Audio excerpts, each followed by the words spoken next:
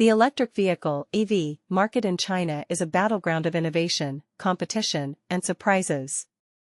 But here's where it gets controversial. While some brands are soaring to new heights, others are facing unexpected setbacks, leaving industry watchers divided on what's driving these shifts. Let's dive into the latest registration data for week 35 of 2025, which paints a vivid picture of the highs and lows in this dynamic sector.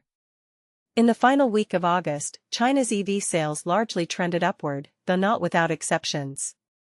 Tesla saw a 21% surge, and Leapmotor followed closely with a 15% increase.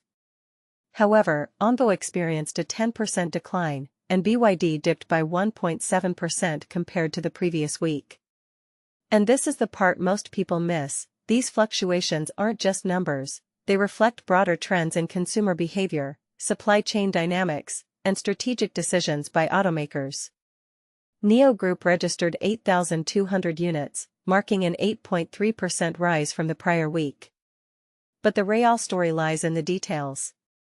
Xiaomi, for instance, shattered its weekly sales record by surpassing the 10,000-unit milestone for the first time, thanks to the full production ramp-up of its YU7 model.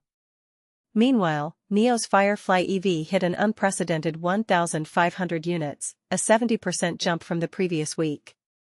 Yet, Onvo's 10% drop came after a peak week following the L90 delivery start, a classic example of post-launch momentum cooling off.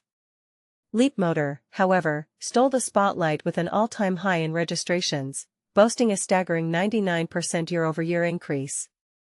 Here's the kicker: Leapmotor outperformed Tesla in China, a feat that's sparking debates about whether this is a temporary blip or a sign of a shifting power dynamic in the market. Backed by Stellantis, Leapmotor has quietly emerged as a dark horse, achieving remarkable success largely under the radar. Now, let's talk about the elephant in the room: the controversy surrounding weekly EV sales data. Historically, Li Auto published these figures, but in March 2025, the China Association of Automobile Manufacturers, CAAM, recommended halting such disclosures. CAAM argues that weekly data undermines industry order and fuels vicious competition. Since then, Li Auto has only shared its own weekly registrations, leaving analysts and investors scrambling for insights. Weekly data is crucial for consultants, analysts, and investors to track sales trends and forecast monthly deliveries. It provides a snapshot of vehicles registered for road use, which can later be compared with automakers' self-reported monthly sales. The latter often includes showroom cars, test vehicles, and other non-consumer units, making registrations a more accurate real-time indicator. Most Chinese media outlets have complied with CAAM's recommendation, but Car News China remains an outlier, continuing to publish weekly insurance registrations via its China EV data tracker. These figures are rounded and represent new energy vehicle (NEV) sales, encompassing battery electric vehicles (BEVs), plug-in hybrid electric vehicles (PHEVs), and extended-range electric vehicles (EREVs). For completeness, hydrogen fuel cell vehicles (FCEVs) are also included, though their sales in China are virtually negligible. Breaking down the numbers for week 35, August 25 to 31st. BYD registered 69,400 vehicles, a 1.7% dip from the previous week and a 21.85% decline year-over-year. Leapmotor hit 13,900 registrations, up 14.9% weekly and a jaw-dropping 98.57% annually.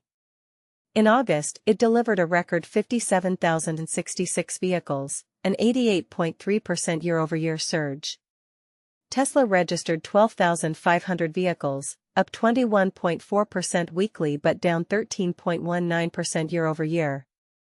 With 50,200 registrations in the first 4 weeks of August, Tesla's China sales are poised to exceed 50,000 units.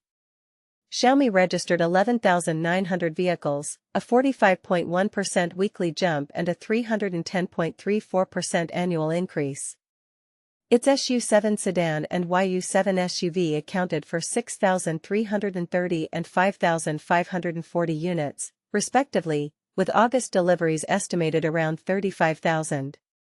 Other notable brands include XPeng, Li Auto, GAC Aion, Deepal, and Zeekr, each with their own stories of growth or decline.